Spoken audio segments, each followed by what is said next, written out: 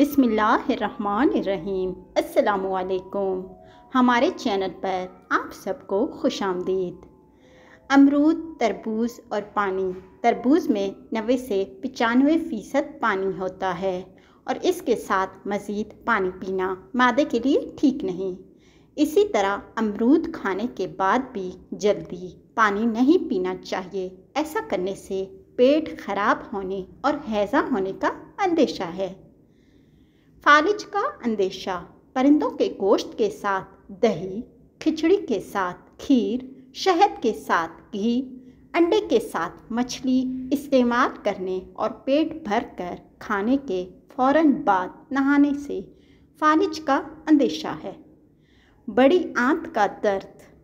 मूली, दही और पनीर एक साथ खाने से, नमकीन भुने हुए गोश्त के साथ सिरका, दूध और चावल के बाद सत्तू और बकरी के गोश्त के साथ कबूतर का गोश्त खाने से कॉलंज यानी बड़ी आंत का दर्द होने का अंदेशा है।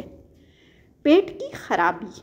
खरबूजा, लहसुन और शहद एक साथ खाने, दूध के साथ तुर्श यानी खट्टी अशिया, चावल के साथ सिरका, गोश्त के साथ शहद या दूध, खरबूजे और मूली के साथ दही, कबूतर के गोश्त के साथ प्याज, लहसुन और चकोर के गोश्त के साथ पनीर खाने से पेट और मादे की खराबी पैदा होती है। लिहाजा एहतियात करें, इन चीज़ों को एक साथ हरगिज़ ना खाएं। इसी तरह मछली और दूध। मछली के साथ दूध पीना या शहद खाना बर्स यानी जिल्द पर सफ़ेद धब्बे पड़ जाने का सबब हो सकता है। लिहाजा एहतियात करें। चाय, दही और फल।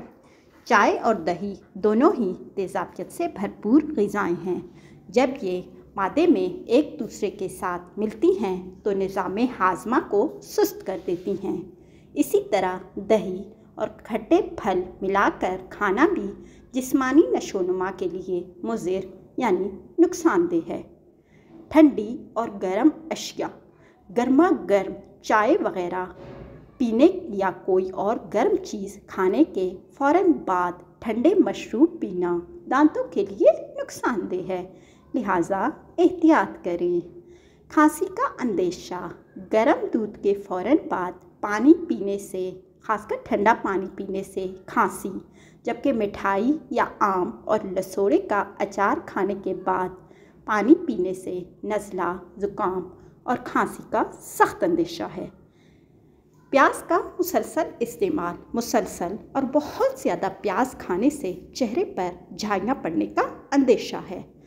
अल्लाह पाक हमें अपनी सेहत की अच्छी नियतों के साथ हिफाजत करने की तौफीक अता फरमाए। वीडियो अच्छी लगे तो इसे लाइक करें, अपने दोस्तों के साथ, अपने प्यारों के साथ ज़रूर शेयर करें ताकि वो भी इन चीज़ों को एक साथ खाने से एहतियात बरतें। चैनल को सब्सक्राइब करें। शुक्रिया।